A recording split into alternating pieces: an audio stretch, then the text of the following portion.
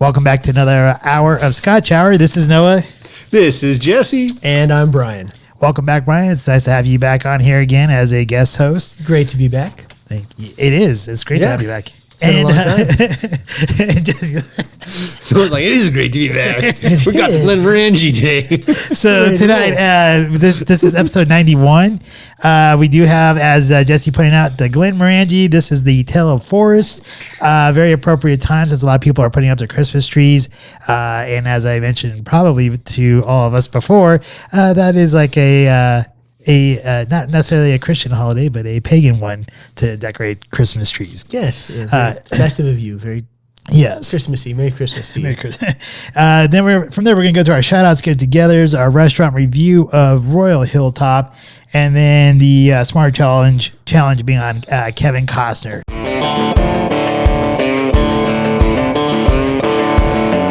Scotch Reviewed. All right, so here we have the Glenmorangie, A Tale of the Forest. This, we've done several Glenmorangies. I don't think we've ever been disappointed. We're looking forward and super excited about this one too. Founded in 1843, 20 years before, the Civil War here in America. 1843, though, a couple things about Glenmorangie. Rothshire Highlands in Scotland. They are known for having the tallest stills, and they do have 6 water stills, 6 spirit stills, producing approximately 6 million liters per year. Noah, did you want to share a little bit more about the history? Well, maybe not so much about the history, but I will mention that they do have their water source. They own the forest around their water source, which Tarlogie Springs. Tarlogie Springs, and the rich mineral inside this water is what kind of gives the Glenmorangie its nice fruity flavor to it. The barley they use, all the barley that they use comes from Scotland, and they do have some that they do source from their own property. They also have they have tours there. It's called the Classic Tour. It's 1 hour long. They give people 2 drams. And it does cost 18 Great British Pounds or $21.67. And then they also own a luxurious boutique hotel there on their property that overlooks the unsplit shores of Moray Firth, and it's nestled along the ruins of a 17th century castle. Brian, anything you want to add to this? Well, I did notice that they do say that their spirit animal is the giraffe. And that makes sense because they have the tall casks and they have the tall giraffe to go with it. So tall it seems stills. fitting. Yeah, tall stills. stills. Yes, thank you. Sorry about that. Tall stills. And here we are seen as one of their quotes, a whiskey born over 1,000 walks in the forest. So with those Tarlogie Springs, those rich mineral springs, that is one of the things they do say, as Noah was mentioning, brings out a lot of the fruit and floral and flavor in their scotches. All right, so Jesse's going to unpackage this for us now, I think. Fantastic box. Always like to open the box, see what's inside. And with it, a very handsome bottle. It was full at one point. I forgot to hit the record button, everybody. So normally you get to see us open it. Yeah. You guys don't see this full. You've been drinking. 46% ABV. The bottle is not quite as vivacious as the box. Or as Brian would wish. Yeah. I thought I'd be getting a bottle that looks just like the picture on the box. The top, it is a little bit of plastic up top. So they've gone from wood to plastic, ever stiff, who knows? But real cork. So as we fill these glasses, I do very much get that kind of that Avatar Forest vibe from that box still, though. I can see that. I mean, now that, Avatar 2 is coming out. Yeah. Maybe they should release a Glenmorangie Avatar 2 bottle. A little subtle plug for the movie. So the point of this one is that there is an artist who really wanted to honor the Glenmorangie and A Tale of Forest with this very colorful box and bottle. Does that hold true with the other tales? As far as the artists, this one in particular is known for its artist, as was the 18 a year ago with the floral nose in particular. Okay. Were you about to ask a question, Brian? No, I was just going to see if we can spot that spirit giraffe on the box. I think Jesse pointed out earlier. All right. If you There can it see is. that, The spirit just giraffe above the hole. with the tall stills. The tall stills Are goes in the there hole. any other? Do you see any It other? puts it in the hole. Yeah. No more tall giraffes on anything. No more hidden spirit animals. How many times puts you the gonna neck make in me the smell hole. the lotion? It puts the tall Rails, neck in stay the on hole. Put the the rails. turkey Stay away. on the rails. All right. I guess we'll go into our findings here. That's right. All right. Okay. Well, no warp speed here. Noah screwed up. I forgot to hit record earlier, so I'll just jump into my analysis here of what I put.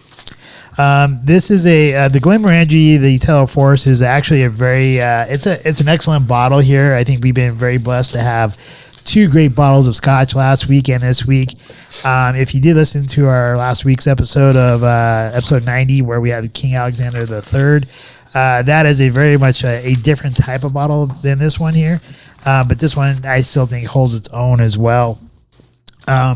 With this one here, there's the complexity of this one is it just from the moment that we open it up to when to even now, it just keeps on changing, and the color of the Scotch here I marked down as being a light golden straw color. It has great hints of I got hints of pine and juniper with some floral hints. I got a little bit of citrus, chestnut, oak, and when I say oak, I'm talking about the mossy oak, like when you go into like a dense forest, where you will come across like where moss is growing on the wood and stuff like that, and you kind of can get that from like the floor of a nice forest there, like you might experience maybe on the East Coast or in the upper Northwest, or even in places like Ireland and Scotland, maybe in some parts of Germany. As far as the palate here, I put down it has subtle sweetness with some vanilla and juniper, and then later on I had to go back and add in creaminess. The creaminess wasn't there when I first tried it out, but it did come back around a little bit after a little bit of time, and from the mid palate to the end of my mid palate, that's when I started picking up like hints of eucalyptus and peppermint, which gave it a nice fresh feel to it. And going into the finish with a little bit of lemon with that eucalyptus and peppermint, it gave a really nice finish to this. And also it has that hint of oak that you would expect from some nice scotches. This is definitely one I would take to a black tie affair. It is something I would take to a nice event. Something that I would share with good friends, something that I would hoard, something I would keep in my collection, where I'd be kind of like reluctant to really share it, even though I just said I would share it. But the one thing I would not do is I would not probably take it to a poker night because of how delicate and elegant this bottle, this Scotch is. I'd be afraid of at a poker night where you're smoking cigars, maybe that the cigars would overpower the Scotch or take away from the flavors from it, which I really do enjoy. Well, for me, after the first review, there's been some subtle changes even to the nose, even since then. And I would say that there are so many subtle aromas that you'll get from this. It's very subtle, and you got to... I talked earlier about, this is something that a new Scotch drinker could probably drink, and they probably would drink and enjoy, but they wouldn't notice all the subtle differences. And what I got on the nose, the first scent I got was just kind of this mild, creamy vanilla flavor or scent that I had. But as I went back and would, continue to let it sit and let it kind of air out a little bit, I really started getting that kind of citrusy orange scent. And then again, the longer I would wait and go back to it and check it on the nose again, I actually started getting that juniper Whereas the first review we did before someone forgot to hit record button, I didn't catch that juniper, but now I'm getting that. And I still get just the tiniest hint. You called it kind of a moss or, but I do think that it's just that little hint of kind of peat. So, which is similar to a moss, right? When I drank it though, I do get the black licorice on the tongue initially, but then it really shifts into that peppermint, that strong peppermint. And I had this great peppermint aftertaste. Like at the end of my palate, it just kind of sat there for the longest time. But then as that faded away, that's where I got kind of into the woodsy, oaky, and even that hint of smoke that they mentioned, just that hint. And that was on the very, very late finish for me. But I enjoy it, but I do think it takes a lot of kind of time and effort to kind of go through all the subtle changes on the nose and on the palate. So it's a very kind of a distinguished Scotch that, it's not. I think a new Scotch drinker would enjoy, but I think it takes someone who has kind of tasted some Scotch to go through all the variety of scent and taste you're going to get. For me, this Scotch is a beautiful roller coaster ride from the get-go. It is a light gold color, and as it creeps down the glass, I can definitely see the sugars in this 46% ABV Scotch from Rothshire, again in the Highlands. On the nose, all so subtle is the creamy orange, followed by a very slight hint of pine and juniper berry, and a hint of moss, which to me, as Brian mentioned, smells a lot like oak. But then comes a little bit of eucalyptus and mint. And I'm assuming some of the creaminess of this smell is coming from the fact that they do have bourbon casks that they use in the aging process, some of which are refilled.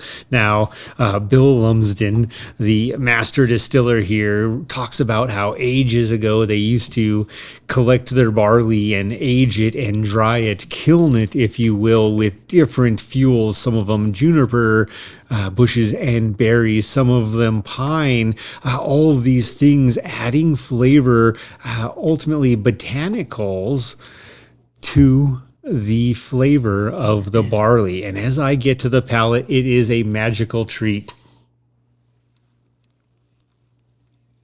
Most of the flavors come and pop at the front, definitely giving me that orange, mint, eucalyptus. It's very cleansing at the front of the palate. And then it follows through and it starts to take this transition, because at that point it's all been sweet. And now it starts to go both creamy and bitter. And I think this is fantastic because it goes creamy and bitter, not creamy and sweet. I don't personally get any of the sugary, the honey, the caramel, or the toffees. I get none of that. I get this creamy, almost orangesicle that is bitter because of the mint and the eucalyptus. Again, it is very clean throughout the palate. It basically makes me think about going to the dentist and leaving the dentist, and you've got that clean feeling in your mouth.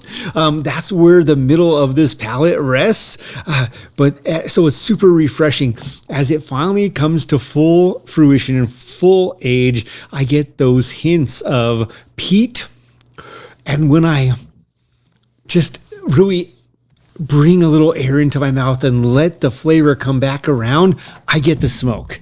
And it's not a bad smoke. It is that smoke that is when the fire at the campsite is over and you've been burning pine wood and you've just got that little hint. It's not so burdensome you're worried about ruining your flannel. It's just the little hints. That is the smoke that's coming through, and it's fantastic. Would I bring this pretty much anywhere? Yes. Would I bring it to a formal event? It'd be fun. It's colorful. I love the fact that it's colorful. It's going to pop with a black tie and a tux or a blue suit. Would I bring it just to have fun with great friends? Absolutely. So you're thinking the average price, again, 46% ABV, $120 a bottle. I am not bringing this to anyone who I don't believe is going to appreciate it. So with the cigars, the one thing I would say is with the cigar, it might surprise because the palate is so clean with mint and eucalyptus. I could actually see it fighting its way out of the corner with a medium-bodied cigar.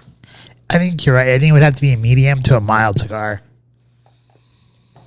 No, and I agree. Like you mentioned, that peppermint and that eucalyptus would fight against it because that's what I get lingering is I do get that peppermint finish. It does give that the cleansing. I'm not sure if it reminds me of going to the dentist. I'm telling you, I leave the dentist and I'm like, man, she was just in my mouth cleaning everything. They're like, you can have the peppermint, or you can have the bubblegum flavored cleaning, or the Glenmorangie. I always, Glenmorangie, a Tale of Forest. We are helping you market your Scotch for dental care. I wouldn't mind going to the dentist if they had that flavor. Right? And now it's time to polish your teeth. What flavor do you That's want? right. A Tale of Forest. Can I get a Glenmorangie? Put the wood in my mouth. Glenmorangie, actually, I think from all of them that we've tasted, they've done a really good job. I mean, even from their 10, which is the 10, is that the orange? It's basically their classic 10-year. It doesn't get any more simple with them, but it is. You're right. And then they have the 12, the 14, the 15, the Sauterne, and then we also did the 18. So there's been quite a bit of them that we've tried, and honestly, like I don't think they've ever disappointed. No. The 10 is the most simple, and that's the one that is that, what I would call giraffe orange, or their classic orange. And I'm not going to say it wouldn't hold its own to this. If you're pairing them next to each other, you're not drinking the orange after a sip of this. But if you're just having a quick drink, it's not bad. Exactly. Any last words on Glenmorangie here? No, I'm super curious, though. Like, did they go find some peppermint bush or something, I don't know. or leaves and throw it in that kilning process? Because Glenmorangie, this is what I really do love about this particular one. It's not overly floral, but it is absolutely minty with that hint of eucalyptus. I really do like the way it cleans and cleanses the palate as it goes through, because it doesn't become overbearing where like a heavy, smoky, peaty Scotch will, to the point where you don't smell anything else. This, honestly, man, I'm still smelling Brian. I never thought I would use eucalyptus with Scotch, but it works. It does with this one.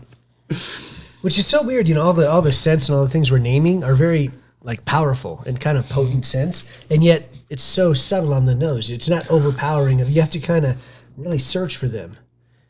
And the flavor there is strong. I mean, you get all those flavors, and they just floated. And it's there's different times when you get them. It does, and I love the complexity because it does. It varies from sip to sip. It's literally a roller coaster. Yeah, we're both making this sign with our hand. I was going to. It goes, from sip to sip. It varies. The bouquet or the nose. It varies from every time you sip it as well. Mm-hmm. I think they did a great job here. It's very complex Scotch. That's what I was looking for earlier. Like the rookie Scotch drinker is not going to notice the complexity. No, I think the rookie would probably be like, "Oh, this is nice and smooth." Yep. It's also something I would say that is not something I would consider, for at least my taste, classic. It is definitely a newer variation. It's fun, even though they're using old technology to fuel the kindling of their barley. Man, this is not something I've tasted anywhere else. Yeah, I definitely. You're right. It's a unique Scotch. It's a very unique Scotch. And that peppermint, you don't get that. And that is very real. Like, it's still on my tongue. That my last sip, I'm like, I just taste like I had a candy cane. You sound like you've been visiting Jesse's dentist. That's right. Dentist Wills. That's no.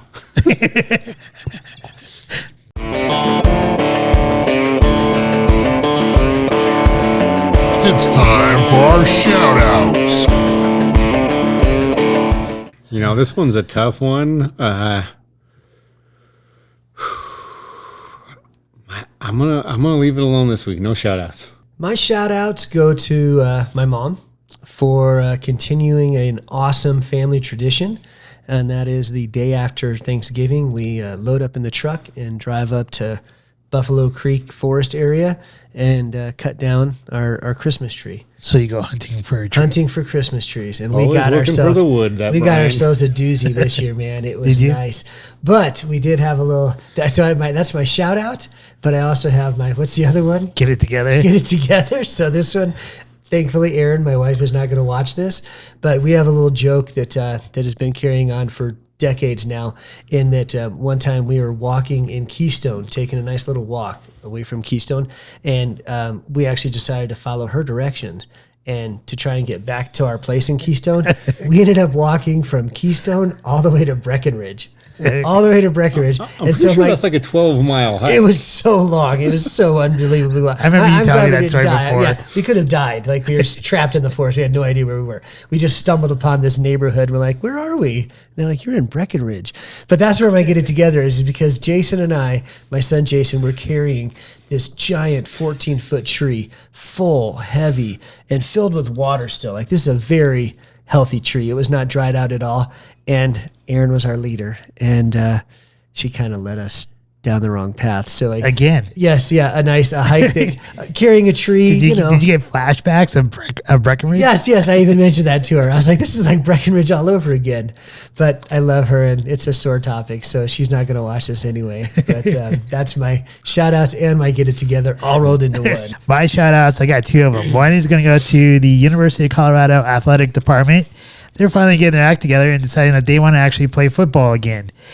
So they've reached out to Coach Prime. They did make a serious offer. The offer would put Coach Prime in like near the top of the Pac-12 as far as pay goes for coaches.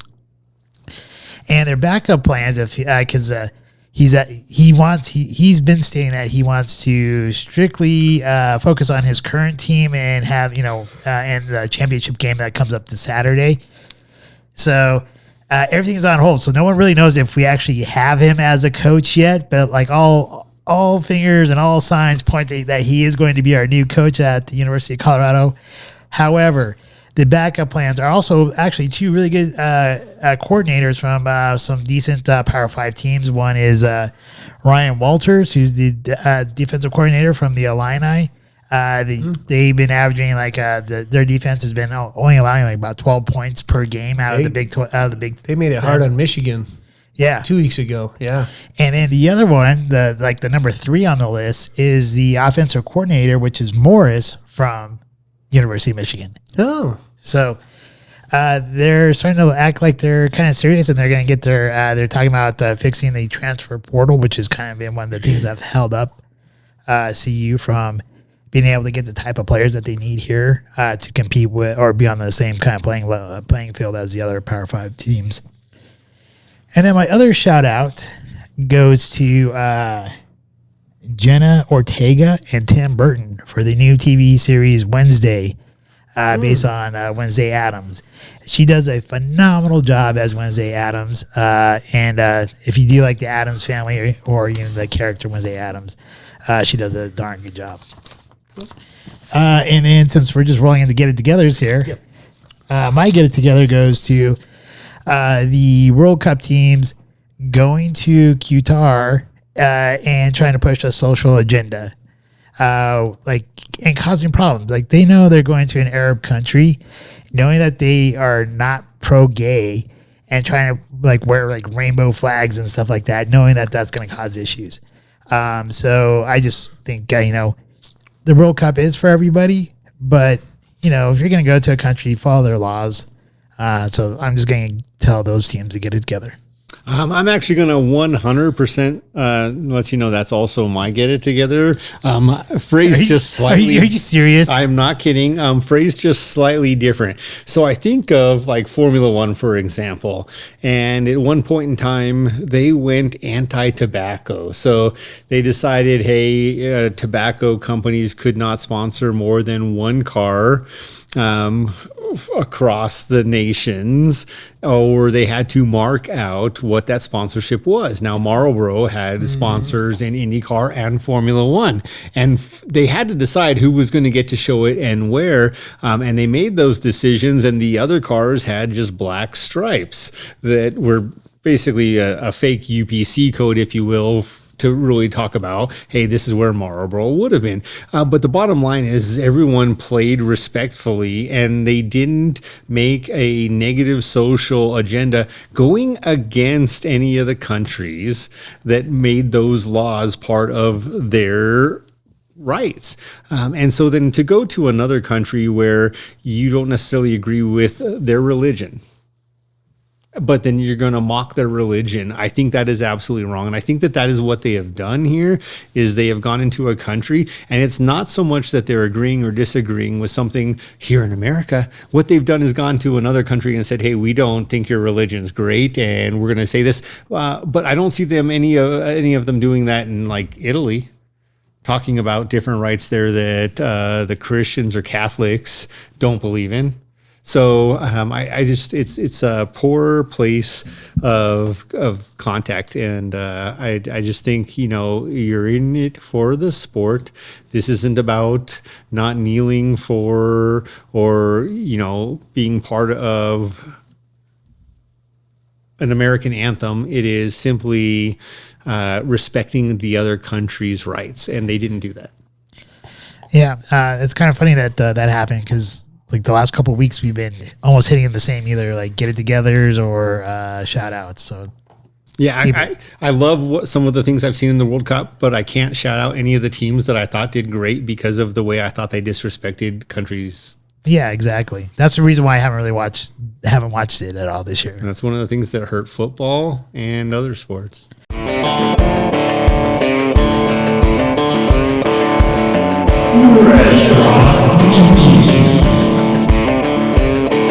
We went to the Royal Hilltop in Aurora, Colorado. I think it's Aurora, Colorado, off of Tower Road in Hampton, basically. Bryce, as you are the guest, do you want to start us off here? Well, I've been going there for years, and they've changed their menu slightly. But I always enjoy it kind of, you know, from the outside looking in, it looks like just like you're in a strip mall, you know, and it's just a place to go eat in a strip mall. But like on the inside, I always appreciated the, I don't know, kind of the ambiance, but it seemed like it was not as great as it was in the past. But I like the big oak seating booths. It used to have a lot more of almost like an international flair, like a soccer flair. They had like soccer things. So you kind of felt like you were in like an old British pub. And it seems like it's kind of gotten away from that as the years have gone. And they changed the menu a little bit. They used to have this steak sandwich that I really liked, but I did enjoy anytime I can go somewhere and have a gyro. And it was a good gyro. And I ordered the fries with the Cajun sprinkle, but it really, the fries were not great. They seemed like they'd been sitting under the heat lamp for a little bit too long.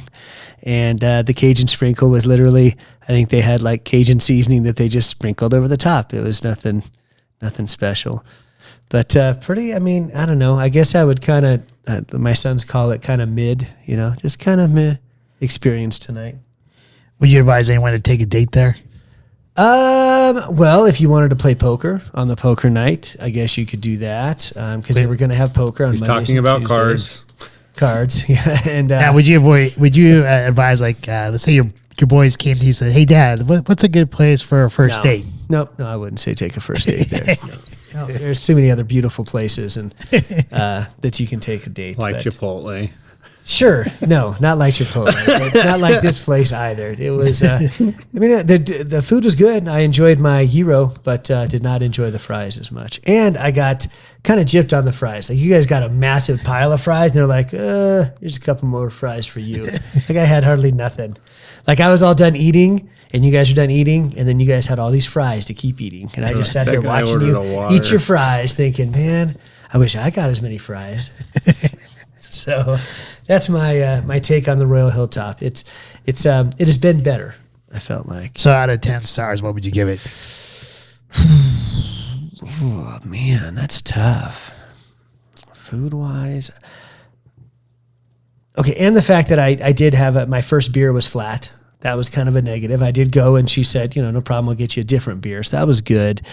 I had to wait around a little bit for the check, right? It wasn't really Johnny on the spot with the check. So you're kind of, anytime you're left waiting like that, you're kind of like, that's kind of, you don't want it to end that way. It kind of sours the experience just that much more. I guess, I don't know if I'm being harsh, but I'd be like a 6.5 out of 10 or something. All right. Okay, there you go. That's me. That's what, you. what are you guys going to follow up with? See how far off am I? Okay. So for me, so Royal Hilltop, I had been there once before with you a long time ago, like when you used to have a house near there. Yeah. And you're right. It did have like more of like a soccer flair to it. Like it seemed more like an English pub than it does now. And now it just seems like kind of like an old neighborhood pub or bar that just went downhill hardcore. Yeah, like It seems like like those like women you might see like that might have been okay like in their 20s, but by the time they hit their 40s, they're just like run down and nasty. that's what this pub reminded me of. I know. That's a like a good person analogy. who like, For all those mothers out there, It's a great he's not visual. talking about you. I'm like a person who sits there and chain smokes and drinks and they got that raspy voice and their skin's all leathery. Yeah, That's when they first started chain buy you a smoking, they were fine. $200 turkey. But like 20 years later, exactly. That's It's kind of like Marge's sisters from the Simpsons. There you go. So this place, yeah, obviously I don't think very highly of it. The burger was okay. I got the burger there. It was the steakhouse burger, which is basically like the Swiss cheese with sauteed mushrooms and onions. The burger itself was okay. The fries were terrible. With the fries there, I got the ranch fries, and I was like, okay, ranch fries. This is gotta be kind of good, right? No, it's like fries, and they took a packet of like ranch and just dumped the packet of this ranch packet on my fries, and it was like, whoa, this is like not good at all. I did eat it all, but like it was not good at all. And like the service was terrible. We had to wait forever for her to even show up to take our food, to give me my tea, and then to get the check, we had to ask a different waitress for our checks. So yeah, this place is like not something I give a thumbs up to. Would I take a first date there? Hell no. Not if I don't want her to like have a second date. Would I meet some friends there? At this point, no, I would not. Not unless they did some like major like changes like with their services and their food prep. So the ambiance in there or the atmosphere. Long time ago when I went there with you, it was pretty cool. Now it's not. I would not. When you walk into the bathroom and like there's people plunging in the toilet and Together, male and female. male and female, and Douche, Bigelow, male. and you got like their kitchen staff like hanging out like in the bar area talking to their friends as opposed to like actually working. It was just a bad environment altogether. And honestly, I would have actually rather gone to a Taco Bell. Even though the burger was filling, I probably wouldn't have been as full. Definitely would not have spent as much. And honestly, I'm gonna give this place a 4. I've never given a place a 4 yet, but this place is like less than a 5, so I'm giving it a 4. The service was terrible. The one thing they had going for them was the food. I would give the food like a 6.5 to a 7 maybe. The burger probably a 7. The fries maybe like a 3. So yeah, I'm gonna go with 5. I'm gonna stick with my 5. 5. I think you said 4. Oh, 4. Sorry, yeah, 4. Yeah, I'm gonna stick with the 4. I thought maybe the burger. It's so forgetful. I can't even remember how many stars I'm gonna give it. It's a 4. Jesse, go ahead. Tragically, I remember the experience quite well. The Scotch, as mentioned, is a beautiful roller coaster ride. The restaurant was more like the Tower crash. of Doom. With that, at first, the waitress, hostess, bartender, whatever she may have been, seemed quite attentive. That went downhill quickly. I had, so hopefully, as per her recommendation, the Monte Cristo. Tragically, after having a great Monte Cristo just about a month ago, this one was far from great. It was overly fried. The breading on the edges was tooth-breaking. And then as opposed to using like a cheddar cheese, they used Velveeta and it ruined the whole flavor of the sandwich. The sandwich did have potential, but that Velveeta cheese just took away from adequate amounts of both ham and turkey, but it literally ruined the flavor. The fries that Brian was, eagerly enjoying the look upon, wishing he had more. I think Noah's probably the same way as I was. I was just finishing them because I was watching him watch me eat these fries, and they were not good. They really weren't. They had a bunch of Parmesan sprinkled on them, but every time you picked up the fry, all the Parmesan fell off, and you got a fry, and it tasted exactly like a cheap fry. So as far as restaurant quality, there's the 1 stars, the Taco Bell's the 3 stars, and the 5 stars. This falls in that roughly 3-star rating. For me, the food, again, unfortunately was not good. The food was a 5. The service, man, this is where they really got dinged, was a 4. Again, when you're having to wait for Brian to get his flat beer refilled for 10 minutes, and then you're having to wait 10 to 15 minutes for your check, you just want to go. Those are definitely deterrents. And then honestly, as far as any of the restaurants we've been to in the last months, the food seemed to take forever to get. It was interesting. It was definitely, they might have staffing issues, other things, but for today, the service was a 4. Would I take a date there? No. Would I meet a friend there? Partially because of the location, no. It just was nothing. There were other restaurants in the area I would try first, including the snack bar at the movie theater next door, because it just wasn't a great experience. Now, that being said, again, it's not really comparing it to a Taco Bell, where for me, overall, it was a 5.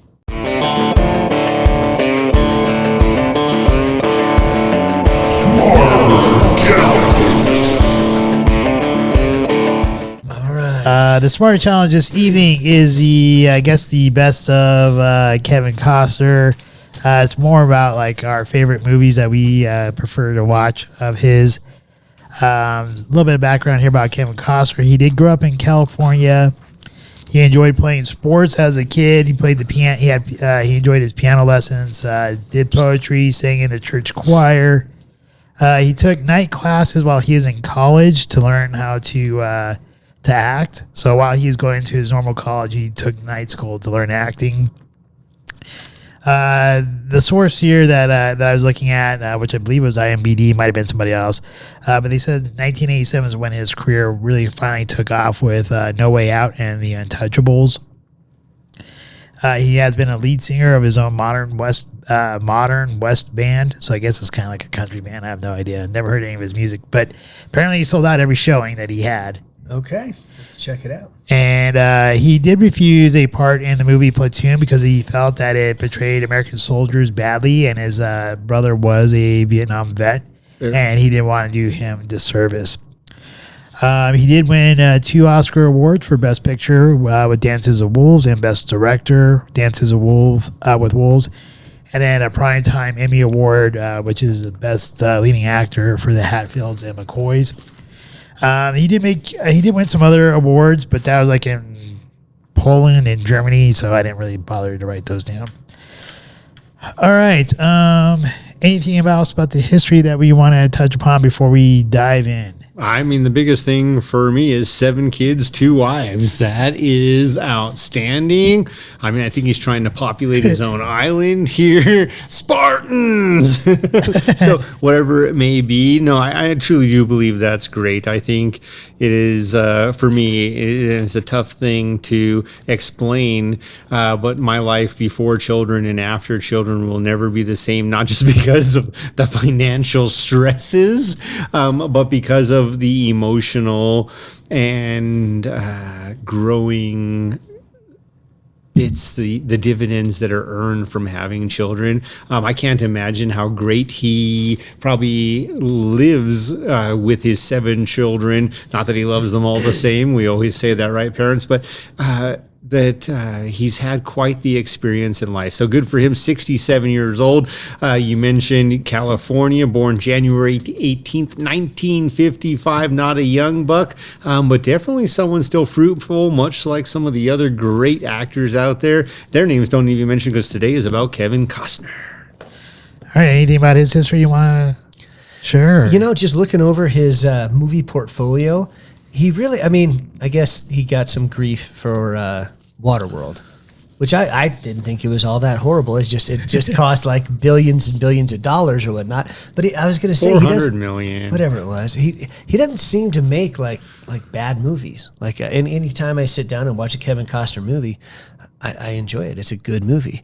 Even Waterworld, which was really just kind of panned for. I think it just kept going and going, and it missed a lot of deadlines, and he just kept flooding money into it, and it just didn't, if he hadn't spent that much money and it was just a cheaper thing, it wouldn't have been a big deal. I don't know. I think for me, I enjoyed it because it was scientifically minded. It was a film that was not so simple. It was actually enjoyable. And if you go and look back at it and compare the acting in there as compared to the 2-time Academy Award winning Dances with Wolves, the acting is better in Waterworld. I thought I didn't have a problem with the movie. I was going to say he doesn't make bad movies, but I know that the critics really slammed Waterworld. But I just don't think he makes a bad movie. I enjoy all his movies. Well, altogether, he's been in either between movies and TV shows, he's been in 65 of them, and he's directed four films. I know we're going to start off with our top 3 favorite movies that we like to watch of his. Or do we want to do what we think are the greatest movies and then go to our favorites? Okay, we could do greatest movies first and then go to our favorites. I'd like to try and guess each other's favorite. Right, after we mention the greatest. Okay. If we mention the greatest, then we're going to give it away. Not necessarily. Not necessarily, because I can tell you my greatest are not the same. I think as far as I think what his greatest movies are not necessarily my favorite movies to watch. Not at all. His greatest movies are my favorite movies to watch. So I can't participate. So we'll let Brian go third. Okay, done. All right, so we'll do our normal. We both say our third. We'll say our third, and then second, and then first. Yeah. Okay. So my number 3 here. Okay, I'll start off, I guess, since I'm already talking. No, you're good. All right, so number 3 as I think his best acting was Untouchables. Oh, okay. So, yeah. Did you want to elaborate or just keep moving forward? I think we can just keep moving forward. Okay. I mean, I can elaborate, but I guess here I think it's him playing Elliot Ness, working along with Sean Connery. I think that duo with him and Sean Connery makes it a very good movie and makes it one of his better showings. Honestly, I think that's probably one of his greater movies. Maybe not one I may necessarily watch all the time, right? But I think it's one of his better movies. All right, so for me, my number 3, The Postman. Ooh, I like. I actually thought, as far as acting and cinematography and meaning, for me, number 3 was The Postman. And I'm going to jump the gun here a little bit and let you know my number 2 was The Untouchables. As we go back and forth here, and for The Untouchables, for me, it wasn't just Sean Connery, it was also Robert De Niro. And I think him being amongst those, and for the most part, holding his own, really gave him a name. I think so, and I think Andy Garcia's in there too. Yeah, great movie. See, I actually tried to turn on and watch The Untouchables last night, and I started watching a little bit of it, and I was actually a little disappointed in Kevin Costner in that. I'm going to elaborate on that because I was later. Sean Connery was killing it, and Robert De Niro was killing it, and I was like, I don't know. He kind of the other actors kind of. I mean, he was younger, I guess, when it was in '87, so he was much younger. Yeah. But usually he commands the screen. He is like. Well, I think when you're going up against Sean Connery and Robert De Niro, even though in a lot of his movies where he's the main person, here he's dealing with some great actors, and that's what I was feeling watching it.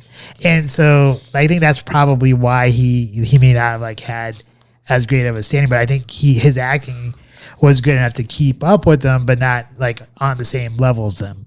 Yeah, I'd be interested to hear like his vibe, like how he was feeling in there. Almost like he was kind of like his maybe less confident. Like, oh man, I don't know if I quite fit. I don't know. I think he's sitting there. If he's me, I'm sitting there and I'm like, dude, I'd be enjoying every minute. I'm Kevin Costner. Robert De Niro's to my left. Sean Connery's to the right. I'm going to win at least one Academy Award in 3 years. Yeah, but I think that you can tell. I just got this sense that he was like kind of like overshadowed. So, Which makes sense because they were amazing. But I think that later on, as his career progressed, like if he was in that movie again with those people, he would have done an even better job because he's like, wait a sec, I fit, I belong. And there, I just got this sense where he's like, So I'll jump in here and I'll say something. When I revisited every Kevin Costner bit I revisited, I wasn't impressed with him in general. And part of it is because he's not high energy. interesting. But I think that kind of also it's true. I think like he has that more of that kind of like acting style. But I think that was also more necessary for Elliot Ness, anyways. Right, correct. I'm just saying when I revisited things, I'm like, man, when I watched these when they were all first out, I was all in. And then rewatching them, I'm like, well, why am I rewatching Dances with Wolves? I didn't rewatch that one. I couldn't rewatch. It's probably because it's 3 hours and 1 minute long. Yeah. All right, did you want to throw in a number 3 of your top best acting? Best. Oh, we're talking best acting. So this, if it's not your favorite, we can finish with our best acting, and then we can go into just our favorites as far as what we would watch, because that's how we compare the two. Well, I'll go with this because this is number 3 though. There's 2 more. Well, this isn't my top 3 that I would watch or whatever. I'm not sure how we're gonna like finagle that in, but I actually. Mostly because I really loved the movie also, but I thought his performance in it was pretty good. Was Hidden Figures. That's a good one. His acting in that. I care for it at all. No, I enjoy it. Well, because it's about math, so I love math, and I just like the part where he like I don't see him doing. he math beats at all. the sign down with a bat. He didn't. It was the black ladies that did. Huh? He did the math. Yeah, he didn't do the math. He was in charge of making sure people did the math. He's like, do your maths right. How many times did I hit this sign? 4. Right, so that's no, why- that was 3. I thought that one Learn to count, that would be number Kevin. 3. Okay. Just for like his acting, the drama prowess of it. So I thought All right. that So was good. just here did his 3 and 2. You want to do your second? Well, my second one that I thought, and I just remember it, but I haven't rewatched it in such a long time. But I remember just watching it and I was like, it was kind of almost not twisted, but it made you kind of pretty sad in the end. It was called Perfect World, or A Perfect World, where he like is a criminal and he like kidnaps a kid or something and runs away with the kid and they have like a good time together or something. And then I think in the end, like he just ends up getting shot. Yep. It was just kind of, so that was pretty powerful acting. I thought that was pretty powerful stuff. Never seen that one. Yeah, it's kind of sad. All right. Well, my number 2 is JFK.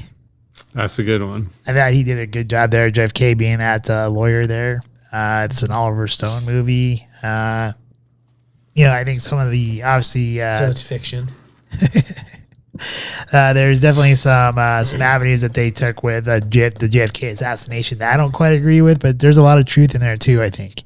But I think he did an overall a good job there of playing that lawyer. And then my number 1, since everyone did their number 2s right there, I'm gonna go and I'm going this based off of memory because I couldn't watch it. And the reason why I'm going off of my memory on this one is because it's probably one of the ones I would always like quote anyways, is like, if you build it, he will come. And I'm going to go with Field of Dreams.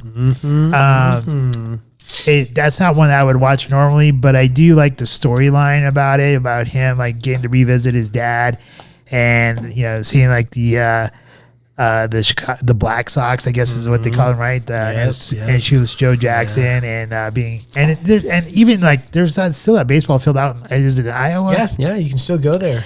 Yeah. So That's on my bucket list. I got to go just to say I went. I would agree. I think that'd be something fun to go do. And I want to go to the moon. we've never been to the moon. After Iowa. I want to be the first. But in any case, I think he, from what I remember, he did a really good job. And unfortunately, like even with the Xfinity's like free weekend where you could get like all the movie channels. That one freaking channel had Field of Dreams. Plenty on of it. Free Willy, no Field of Dreams. Exactly. And I got, obviously I'm not gonna go out and buy the movie just to watch it, just for the one time. So, but for off of memory, I think he did a pretty good job acting in it, and it seems like a very memorable movie. Yeah, that would be number one acting for me because I cry. I cry every time I watch that dang movie. In fact, I did I don't know if you've seen it, where I did this thing with my boys, the little videos I used to make of them playing, around Christmas time. You just do it every year. Yeah. So I made one of those and used some quotes in that movie and actually used sound bites from that movie. And the one where he goes, hey, Dad, you want to have a catch? And even now I would cry thinking about it because, God damn it, man up. Oh no, I'm kidding. no, I'm kidding. It's a good movie, especially like you said. He gets to see his dad. That's a big thing. So that would be probably number one. All right, what's your number one, Jesse, for best acting? It didn't get any awards, but I thought he did a phenomenal job acting aside Rene Russo in Tin Cup. That's a hell of a movie. I don't even like golf. I love golf. I loved watching that movie, and I'm like, dude, why are you doing this? And Shooting chili peppers up Lee Jansen's ass. well, and here's I the never heard thing. that part. Here's the thing: is That's where he like had the bad shanks. you have these different choices, and like ultimately, what are you going to kill yourself for or not? And that is real life. And I think also, I think that is opposite his real life. I think a lot of these movies, he's in there to survive, to win, to thrive. And in Tin Cup, he was not in there for that. So I think that's one of the few roles where he played where he's just like, yeah, no, I really would love another Academy Award, where I think he was in that movie. He's like, this guy is never winning an Academy Award. This guy does not deserve a green jacket. And Don Johnson in that movie is hilarious. Don Johnson is awesome. And Cheech Marin. Yeah. I love that movie. That's like that. I love that movie. I was gonna put that as your top. As my top. Yeah, that was your number one movie. That is my number one movie. I Plus knew Rene it. Russo was I knew hot. it. Well, it also shows because it's not. I mean, it's funny. It's got a lot of funny parts. But and this comes back to Kevin Costner, with the type of actor he is he grew up playing sports. He's an athletic dude. Yeah. There's nothing fake about any sports movie he's in. It's authentic. Like he's throwing the baseball the right way. He's hitting the golf ball the right way. He's swinging a bat the right way. It's not where you see like some actor, like they tried to train him and get him to watch somebody hit a baseball and like, God, you can't pull it off. He can pull this off. So he is like the ultimate, him and like maybe Charlie Sheen. They're the two ultimate sports actors in my book. Hashtag winning. And that's the thing. I think he's well known for sports movies. That's what he's known for, and yeah. Western movies. Yeah, with Yellowstone, big time now. Well, Yellowstone and Silverado, Dances with Wolves. I watched another one with him in it. Hatfields and McCoys. It wasn't that one. It was the Open Range or Oh something. yeah, there's Open Range. Yeah. That was a good one. I enjoyed that. All right. So on to our top 3 that we would watch. So are we gonna? I think it's kind of hard to guess what other people are going to choose for the number 3. Well, you already guessed his number one. I knew your number one. Yeah. I knew What's yours. Brian's number one going to be? You guys got to know my number one. I would think his number 1 would be. He already told us, unfortunately. Did he? Yeah. I At remember. dinner. 2 gay bicyclists coming across the mountains. No. That was a good movie. I'm telling you, his has got to be Bull Durham. I think his is Bull Durham. That's too. what I think. Yeah, it's bold. Yeah! Well done.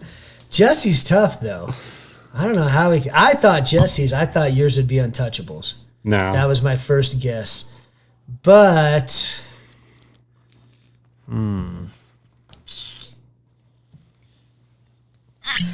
would say his is probably, I want to say Wyatt Earp, or not Wyatt Earp, but I meant to say Waterworld. No, it's not Waterworld. I did actually enjoy that one, though, but I wouldn't watch that a bunch of times. the only other guess I could have. Did you I watch don't know. Wyatt Earp? I rewatched that this weekend. I did not. Wyatt Earp. The problem with Wyatt Earp was it came out the same time as As Tombstone. Tombstone. And Tombstone, like Rocked it. 100 times. Yeah, so since Doc Tombstone Holliday, was so good. Val Kilmer. Well, it's also a lot more fast paced and everything like Yes, that. Wyatt Earp was a slow, and And it covered more of Wyatt Earp's life though too. yeah. Whereas, I think Tombstone that's- was just all. It I was think action. that's the truth about Kevin Costner films in general. They are more slow paced, more life out. covering. Yeah. Now, what would you think it is, Brian? Okay, the other 13 guess I days? would have for just some reason, I got two in my head. Untouchables was my number 2, actually. Was it? Yeah. Yeah, I thought Untouchables. Yeah, number 1, obviously. I was gonna say, Oh, I know what it is actually. You do. I know you do. It's For the Love of the Game. Yes. oh, nice Yeah. choice. I actually knew that, and I just had Wow. I a wouldn't like have- I totally went blank when you asked me what it was, and then I remember because you told me this about like a couple weeks ago. Why is that your number 1? That's crazy. I would never have thought that of you. 'Cause Well, it's like, should we wait before we share why each of these are number Yeah. ones? okay, all right, okay. We can go. We can go through the list and then Go get through to the why. list. So we got our. So let's go. Okay. Your top 3. now. Top 3. We already know your number 1. Okay, so my number 3 is The Guardian. Yes, actually, that's a great movie. I It's my picked number you as 5. the Guardian. I had you as Guardian. That was my next guess. I So was going to I say. love The Guardian. I think it's the movie about him just being like the mentor, and he sees fish as being like a person who could replace him and like in the hardest place to be. Who's in that? Who was the? Was that Ashton Kutcher? Yeah. Okay. Yeah, his okay. name is Fisher. They call him Yeah, Fish. yeah, got it. Yeah. And I thought Nice. It's so good. I thought he did I think he did a really good job as being a mentor or a teacher, even though it's almost kind of reminded me of like Top Gun 2 Maverick, where Maverick's like, I'm not a teacher. And, but he taught those people how to, fly that, to fly that route. Right. So in any case, that's my number 3. My number 2, which I just love this movie. And I watch it like a lot, and I even own it on Amazon Prime. Is Draft Day. Yeah. Draft Day is so much fun to me because you got like You got Jennifer Gardner, first of all. yeah, you do. I've never been like super. I never like. Where'd never she been, like- peak for you? Electra. Electra. No, I'd say probably like when she did that TV series before she went to the Electra. I know what you're talking about. But in any case, with Draft Day, he's like the general manager of the Browns, and then he's able to take his number 7 draft pick to get the number 1 draft pick, and then get the number 6 draft pick, and then just to see him like go through all like the ups and downs and the twists and turns that you'd see on a draft day. I found that to be like a really fun ride. My number 1, as we know, is Tin Cup, and for multiple reasons. One, I love golf. Even though I haven't been able to play golf in a while, it's just a fun movie. The whole interaction between him and Cheech Marin, them like betting all the time, hanging out on the driving range, and then you got Renee Russo, which back then she was a super hot woman. And then you got Don Johnson just playing the best bad guy there. The biggest ass. Yeah. Yeah. And then one of my favorite parts though is like when he's like, what are you gonna do? Fire me right here on national TV? And he knocks that green from like however far back that they were. It's just a really great movie. It's really fun. It's a great ride. And my honorable mention is Untouchables. If I was gonna throw in a number 4, that'd be my Untouchables. All right, Brian, you're up. 3, 2, 1. I gotta go next, huh? All right. Well, let me see what I wrote down here. My okay, if we're going in order, my number 3 was Tin Cup. Because I liked it for all the reasons you said. I really liked it. Nice. But I also liked It's a fun movie. It's fun in so many ways, but it also it has this this underlying theme of like man versus his demons, and like man not getting out of his own way. Like when he wouldn't stop, he's like, I don't care. It's just this matter of pride. I'm going to hit that green. I'm going to do it. And he did not, so I could appreciate that when you just got to just learn to shut up and get out of your own way. Sometimes that's good for me to know. Number 2, is Field of Dreams, just because I cry I can't not cry when I watch that movie. I love the fact that it's baseball, and he doesn't throw a lot of baseball in it. He doesn't play a lot of baseball, but I love the James, or what is his name? Darth Vader. James Earl Jones. James Earl Jones does a great job in it. So I enjoy that. But number one is Bull Durham. And I love Bull Durham because if you play baseball and you love baseball, it is just so real about baseball, like about streaks and about just the dumb stuff you believe in. And there's a billion different quotes. And also I did really like the mentor-mentee between Nuke and Crash. Kind of like you said in The Guardian. He does do a great job with those roles of the kind of the mentor that doesn't really want to be a mentor, but he's really good at it. You know, he can kind of lead by example. So, and I mean, I think I remember, because when is this? This is 1987 that it came out. I am quite certain that so 1987, that would have put me 88 Bull Durham. 88, so that put me at 14 years old. 8th grade. 8th grade, and I went and saw that in the theater with my parents, with my mom. And it starts off at the beginning with He's all handcuffed to a bed. her getting nailed in the locker room, and I was just like, oh God, it was so awkward to watch it with my mom, but it was an awesome movie. So that was It's your my mom's number fault one. for taking you to go see rated R movies Oh, I when know, you're it was 14. so damn funny. Let's go see a movie about sports and all the benefits. Yes. But my what did you call it? Like runner up? Yeah, honorable mention. Honorable mention was for Love of the Game.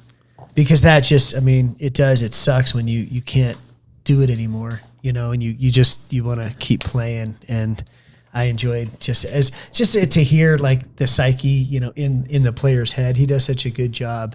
So yeah, he's kind of the king of the sports movies for me. That's another thing about Kevin Costner when you talk about it. Like he does a good job. It's just slow. It's slow paces. One of some of the reasons some of his movies are so long about communicating what is going through that person's mind. And I think that's one of the things I both love and I hate, because in Dances with Wolves, when I rewatched it, I'm like, dude, I already know. I don't need to hear it again. But at the same time, if it's the first time you're watching it, especially on a big screen, it's impactful, especially 30 years ago. So I'm going to actually go with my runner up first. And I think this is partially because of my love of the sea. And like, if I could, I'd own a yacht and I'd go out and I'd sail over to Italy and I'd sail all around. So for me, it's Message in a Bottle. So we're talking about 1999 with Robin Wright. And also it's real and it's tragic. And there's both those pieces of life when you're trying to forget about your old life and start a new life, but you can't. And people don't want to admit that. Nobody wants to admit that you can't forget the old. The best you can do is forgive, and sometimes you can't even do that. And you mentioned getting out of your own way, and at the end of the day, in that movie, that's his own undoing, is he couldn't get out of his own damn way. Mm-hmm. So he sends a message in a bottle. So number 3 for me, you guys may have never have seen this one. I don't think it was one of his more popular movies, but I loved it because it's one of his more fast-paced movies. It is, and it's 2014, and it's with Amber Heard. And I'm just putting aside the fact that she screwed Donnie Depp. I don't even care about that. It is called 3 Days to Kill. I think it made 54 million in the box office. I remember that. Yeah, it was a decent movie, and I just didn't think anybody would.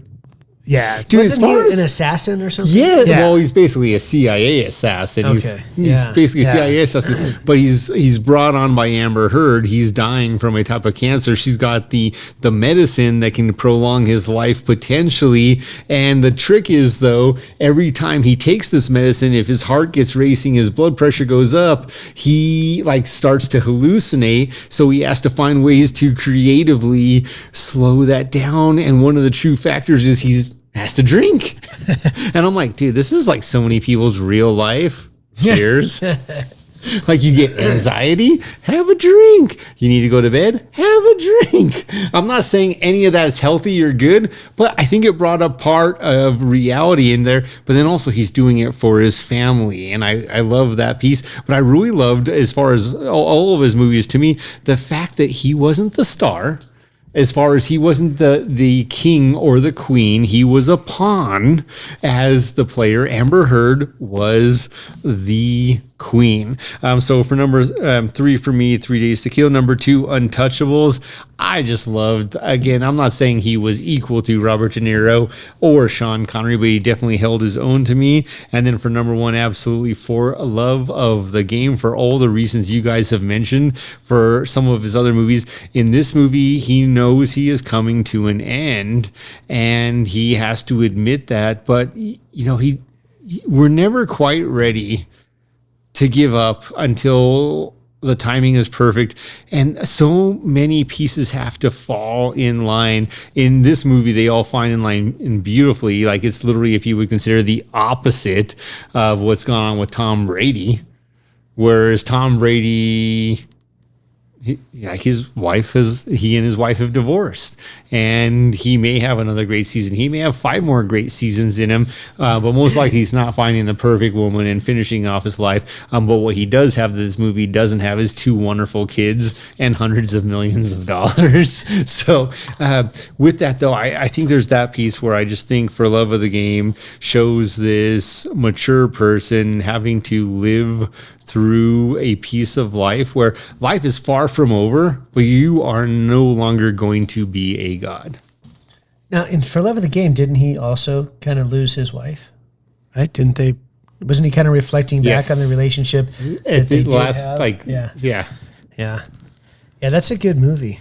But that's what makes it hard to watch any of Kevin Costner's movies over and over again, is because they're slow paced.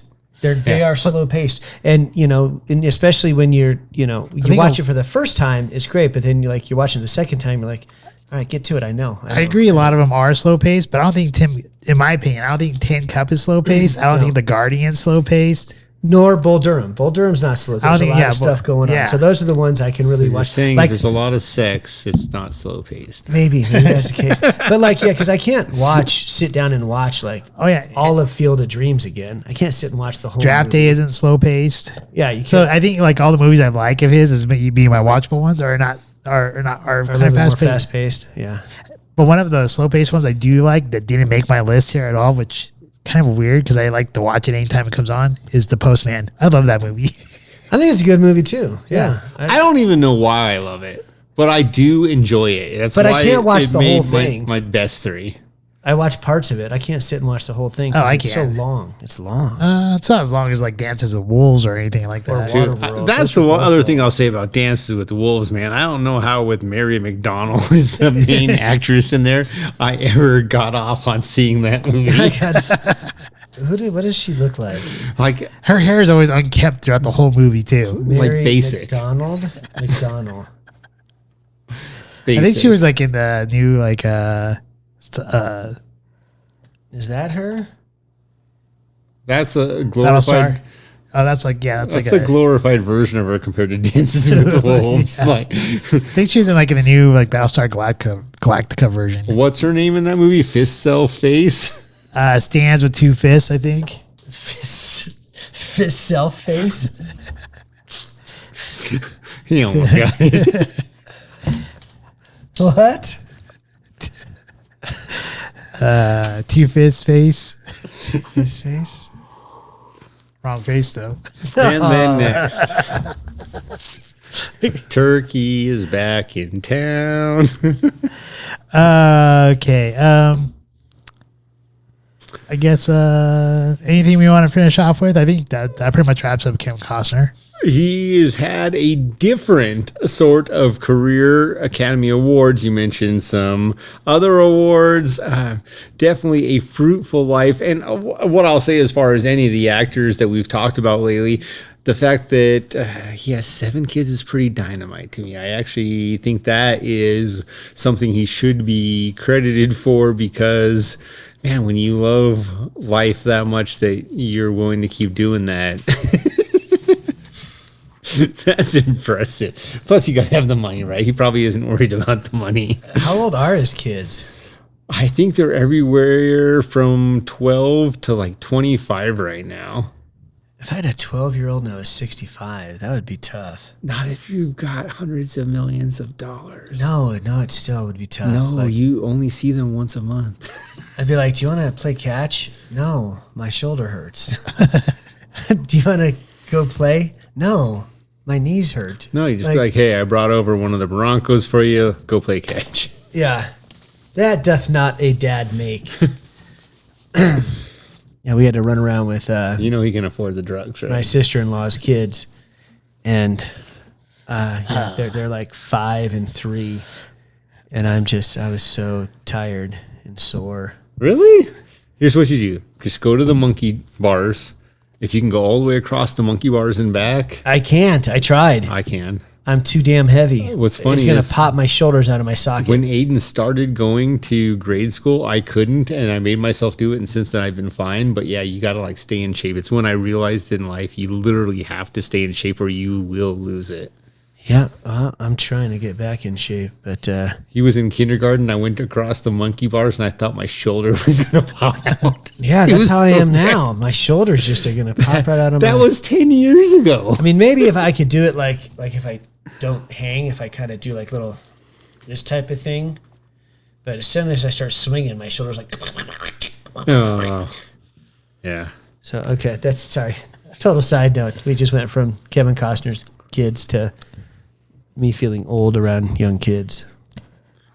All right, Jesse, do you want to? All right, next week's Smarter Challenge to go see The Glass Onion and the Scotch. Well, we'll see what this will bring. Definitely not anticipating the same as Glenmorangie, A Tale of the Forest, but this is the Arstone Land Cask. All right, Brian, anything you want to say to the peeps before we It's go? been nice. It's been nice sitting in one more time, and I'll have to roll back around this podcast on a different time. What you got there? Well, what I got here from when I do my closing, in 2 weeks' time, we are going to try A Tale of Winter because I happen to find an extra bottle. Nice. All right. I don't know what the Smart Challenge will be in 2 weeks. I don't want to steal your thunder, so I just want to make sure if you do find this and you want to drink along with us in 2 weeks, you're more than welcome to join us back on the show.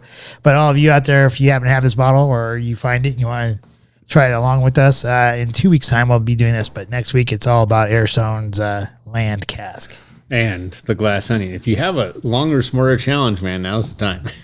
Give us some time because Glass Onion is only going to take 2 hours. Well, okay, I'll make this my Smart Challenge. Just gives everyone 2 weeks, and this will allow me to rewatch it again and actually analyze it. We'll do a review on Wednesday. Oh, nice. Is that like a show? Yeah, it's 2 days from now. How many shows? How many series? It's only, I think, like 8 episodes. 8 episodes. Are all 8 out already? Yeah, it's on Netflix. Damn. Okay. It's good. How does it compare to like Interview with a Vampire? I like it more than Interview with the Vampire. Okay, I enjoyed that show. That was a good show. Imagine getting to the mind of a dark teenage girl. You're Goth gonna girl. love it. Goth. You're going to love it. First of all, I think both Jesse and I know both like goth women, or we used to when we were younger. I'm not sure if you did. No, nope, not at all. I Not my bag, still baby. do. Really? Nope. It's okay, Aaron. But in any case, yeah. So we'll make that that'll be that gives you 2 weeks for Smart Challenge. If it gives you some time to watch all 8 episodes of Wednesday. Better than trying to watch 20 hours of The Punisher in 1 week. Yeah, That was the most brutal episode ever. So, were you Worth part of it, that, though. or is that just you and I? I think that was just 2 of us, but it was so worth it. But man, I just remember I was like getting 3 hours of sleep for like 4 days in a I think row. I tried to watch some of the Punisher, like the TV series, the show. Yeah, on Netflix. Yeah. All right. So for those of you who listen to us on any of our audio formats, I just want to thank you so far. This has been our best month in the month of November. the last 2 months have been like record months for us, and then this beats the last two months. So thank you again for listening to us. Thank you for our one Russian listener. Thank you for those listeners out there in Canada, Japan, and all the listeners throughout the U.S. We do greatly appreciate you. For those of you who watch us on YouTube, we greatly appreciate your support there. And for those of you who watch us on Rumble, we also greatly thank you for watching us on Rumble. Once again, if you are finding any episodes that are missing from YouTube, you can find the full versions on Rumble since they are uncensored there. And please like, share, and subscribe. Life is great. Jesse, you can close us on out. You know, my shout out, I do have one now, and it is to you and Glenmorangie, Noah, for selecting this, A Tale of the Forest, and Glenmorangie for really doing something where when I drink this, I can see this being something I would take.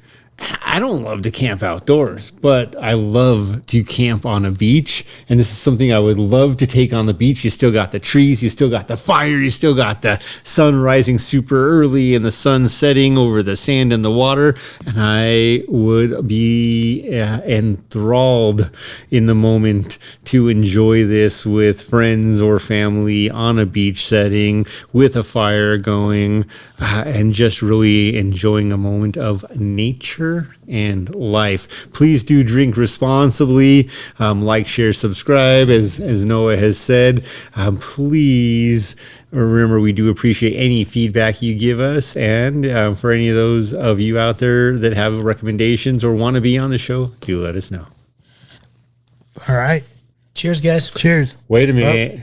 All right, Brian, you're going to have to practice this to the Batman. It's the Batman. How do you do it? We just screwed that up. Okay, let's try it again. Scotchman! Cheers! Life is great. I'm going home and watching American Flyers. Life is still great. Life's still great. We hope you enjoyed this evening's episode of Scotch Hour. If you did, please like, share, and subscribe. Also, if you have not done so already, please become a Patron member, with memberships starting as low as $1 a month. Thank you, and hopefully you have a wonderful evening.